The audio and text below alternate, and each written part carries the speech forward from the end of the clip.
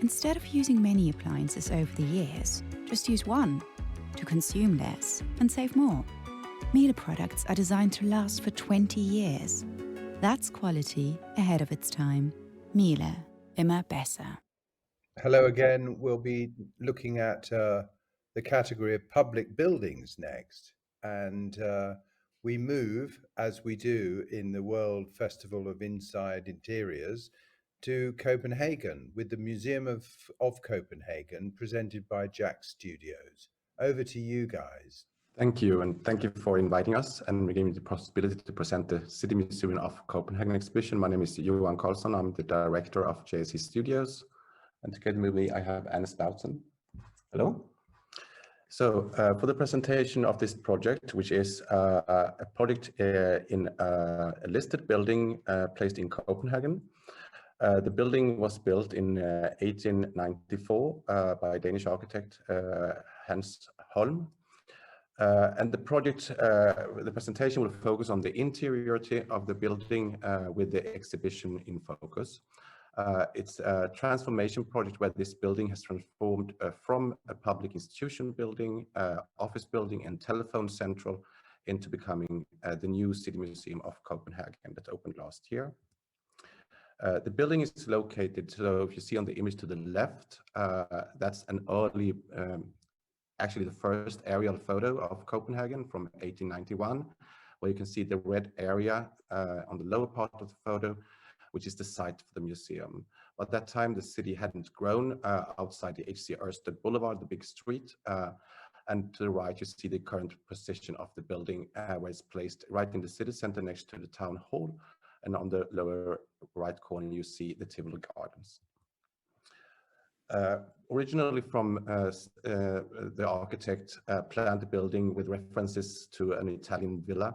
So it's pulled back from the street with a bit of a front garden in front. It's organized with a central staircase and two wings, each of them providing a variety of spaces with both arched and beam ceilings. This is showing the main entrance after the restoration.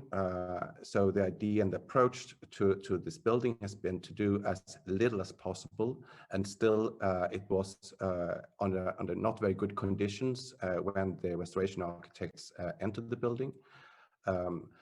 So what's been added has been clearly visibly added to it, and then we'll try to restore and left as much of the ornamentation as well as older signage. One of the main features in the building in the central staircase is the original stained glass artwork showing women taking care of kids. This is one of the programs as a caretaking institute for kids, which was originally built for. In terms of the lighting concept for the staircase and for the building, we tried to detach the fixtures from the walls and introduce this kind of vertical lighting fixture or a tower that runs through the staircase and just slightly touches the building. Using also a reference to the stained glass window, hand-made glass plates to give a diffuse and also some points of interest of light in the journey up the staircase. Images here are showing the conditions of the building before entering. These are by the restoration architects Lettengori and Rørbæk Møller architects. There was also a color research throughout the full building where layers of paint were stripped down, and the final color choices that you see was to go as far back as possible towards the original colors, which also gives the different spaces a very diverse color scheme. And kind of also challenges the idea of bringing an exhibition program into the building. You see some of the spaces here which are completely restored, and you can also see the the diverse decorative patterns and motifs that are primarily in the ceilings. The program that we were to implement in the building and the approach from the museum was to look at the city into the museum, but also to have clear references of the museum out in the city. The main diagram that we took departure from was what we call the horizontal city, the city that is characterized by buildings, squares, architectural interventions that we can see and navigate towards in the city. That was brought further by actually revisiting the city that we live in, going into details, collecting a catalog of details throughout the city and doing castings of those on site, and then bringing them into the exhibitions as introductions to each of the thematic spaces. All the spaces are arranged according to named according to a site and location in the city of Copenhagen, as you can see on the introduction board on the wall. And accomplished with those are these fragments from the city that you can touch and bring a curiosity into the spaces of that you are to discover. Shortly going through the plans, the exhibition is hosted on 2 floors in the building, first floor and second floor, where the ground floor is primarily cafe and temporary exhibitions. As you can see on the plans, the spaces are pretty diverse, it's pretty cramped, and it was also a challenge to try to both relate to the building and implement also a contemporary exhibition with contemporary language and contemporary media into this little building. This image shows the first space if you go and visit the exhibition in the chronology. This is the story of Copenhagen before the city was even built. During the restoration process, this black granite column in the center of the space was rediscovered. It was earlier plastered by white boards. And we needed, of course, a lot of space to exhibit the artifacts. So in this case here, it becomes this elliptical shaped display case with a reflective glass on top, and the artifacts, archaeological artifacts in this case here, are to be discovered under the surface and into the display case. This is the close-up where working with the light, which becomes crucial in terms of the individual artifacts, but also how we integrated contemporary media such as animations and graphics into the display case. Looking into one of the neighboring spaces, it shows the diversity that we also like to work with, that we don't implement one kind of general language for the exhibition that runs through the full building, but adapt the exhibition to each of the spaces. Here, where the reference is a kind of limestone boards, and looking closer to the artifacts, trying to display and also work with the details, detailing of the actual fittings and the members that holds and celebrates the artifacts. One of the main materials that we used was the reflective steel. You can see it on the base on this display case, which is going floor to ceiling with large glass panels. Another aspect which was important was to try to keep the relationship between the interior spaces with the exterior, meaning the city of Copenhagen, and thereby not blinding the windows, but working with the views across the spaces. As a contemporary museum, new media, immersive installations was also introduced, such as this in the ceiling. And certain spaces which provided a little bit more room, but needed to host both immersive installations such as multimedia and projections. We inserted this pavilion, you can call it, within the space.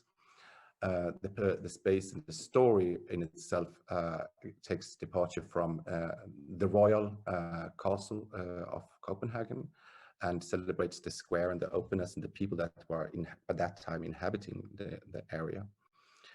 The design of this pavilion relates very much back to the architecture and takes inspiration from the patterns, the structures and the motifs, and also invites both the building itself to be reflected as well as the visitors being part of the actual exhibition furniture. To the right, you see a sketch on or a study from the existing paneling and beams, and how that has influenced the design of the cabinet furniture. And this is a perspective through the pavilion, looking down towards the statue, which is also placed on this square in the city of Copenhagen. Moving up towards the upper floor and the second floor, the spaces are not that fragile. It's lower to the ceiling, small window openings. Here you meet the big scale of Copenhagen. It's a model, elliptical model that was we produced for the city of Copenhagen, and it's interactive and it's surrounded by panorama. The whole space is dynamic and changes light on a 24-minute cycles, going from early morning to evening and night time, to evoke kind of a presence and color to the otherwise white scale model of the inner parts of Copenhagen. The model is pretty detailed in itself, and what's interesting in this project is that we took the project all the way from ideas and designs and concepts down to actually production. Here we are planting trees in the model here. It was a 2-year project to produce this model. Accomplished with the light is also a sound, also 24-minute sound that relates to and composed by sounds from cached and recorded out in the city of Copenhagen.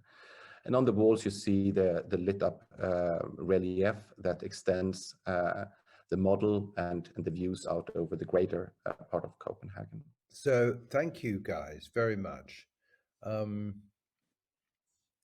Is that model of Copenhagen as it is now? So if there's a new building in Copenhagen, does the model need to be adjusted?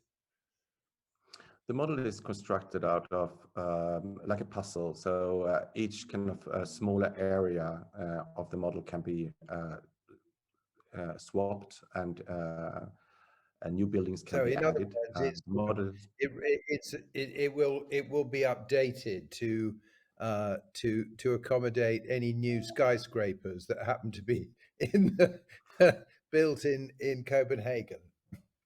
Not yes, that there are fortunately many. we don't have that many skyscrapers. It's but Well, yes, you've it got can be updated, and it is the famous updated. SAS hotel for sure, haven't you? That's maybe not a skyscraper, but certainly a tall building. Anyway, I'll shut up. It's Johnny's kickoff this time. Well, thank you for the work. I'm interested in your background, whether architecture or interior, or how do you bring that professional training into a curatorial work, especially inside a historical building? What is your advantage, and how do you use that advantage to showcase your design? So we are both having an architectural background, but are focusing the work on storytelling through space and interior. In this case here, that's the project team is also consisting of, as I mentioned briefly, Lettengård and Rørbæk Møller architects, who are like restoration architects. So we had a very close dialogue throughout the full project, and also, of course, with the museum team that have the restoration background, and the National Museum of Copenhagen, which was also part of it. I think the main approach in our work is to try to acknowledge the spaces of the architecture, in this case the listed building here, and invite them into the storytelling, and not to create the black box exhibition in this case, but actually create an interiority that works together with the conditions and adding to the value of the visitor experience. Yael, please. Yeah, yeah. I love the room where the city model is in display, and because many cities this day they do that, but sometimes it's in a sunken basement or something, and it's so beautifully arranged where the glazed wall with the view and the light, the play with the lights. I think it's really strong, and I have a specific question in relation to the other floors where sometimes you go through museums and the cabinets are not designed by the interior designer. So I wanted to ask you, is all what we saw is your design, or just the kind of work, like, or just the rooms? Is also like the objects, the way they are presented, is it all your design? I'm not Yes, sure. so we all furniture is designed by us, all the cabinets as well. Of course, Right. making cabinets, there's a lot of questions about security, climate inside the cabinets, etc., that we had specialists to work Yes. with. And also the fittings and the display of the actual fittings that holds the artifacts, of course, designed. So it's been a very close dialogue with the client, the museum, and we've been fortunate to be able to work directly with them and one-to-one with the authentic artifacts as well. Right. Manuel, your Thank you. thought, please.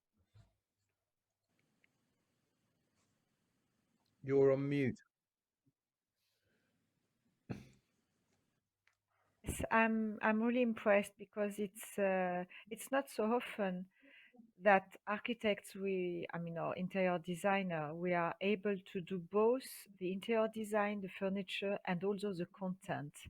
Of course, you said that there are a lot of authentic pieces of art, but you have also, done yourself some pieces, and the result is hugely interesting because in each room you have a sort of specific atmosphere that you created. Was it easy or not to do yourself partly the content of the exhibition, because it's not an often task that we have. So what was the difficulty that you had to face? It's a very interesting question, and I agree. It's not often, or it's not always, you have the possibility to work so close with the curation of the actual content.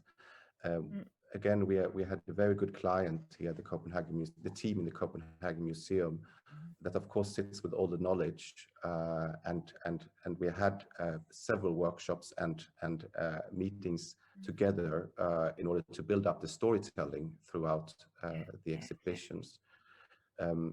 So I think that in this project in particular, it has been we have been given the possibility to work extremely close together with those who actually has the knowledge about the history and the archaeology, as well as actually the contemporary Copenhagen, because parts of the museum are also showing like Christiania and other aspects of the city.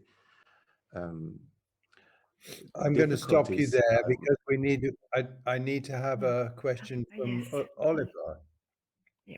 Yeah, sorry, it's a pretty beautiful project, and I've just got a really boring, picky question because having worked with doing galleries in the V&A and the British Museum, you've got a lot of very shiny, beautiful surfaces, and do they have a really good cleaning team in Copenhagen that's better than the ones we can find in the UK? We build our spaces on trust. It's they do have a good cleaning, but I must say it's not the biggest thing for them to work with. I think Well, I'm actually, and gonna I believe that visitors behave accordingly to the spaces that they enter. It's not spaces that invite necessarily for running. It's actually quite quiet interactions. the kids are going to want to put their hands on all those mirrors, aren't they? But I congratulate you for a beautiful project, and I particularly like the sort of the research kind of archaeology aspect where you're engaging with the city around the museum as well as with the archaeology, if I call it that, the sort of scraping away and rediscovery of that building. Thank you guys so much. Thank you.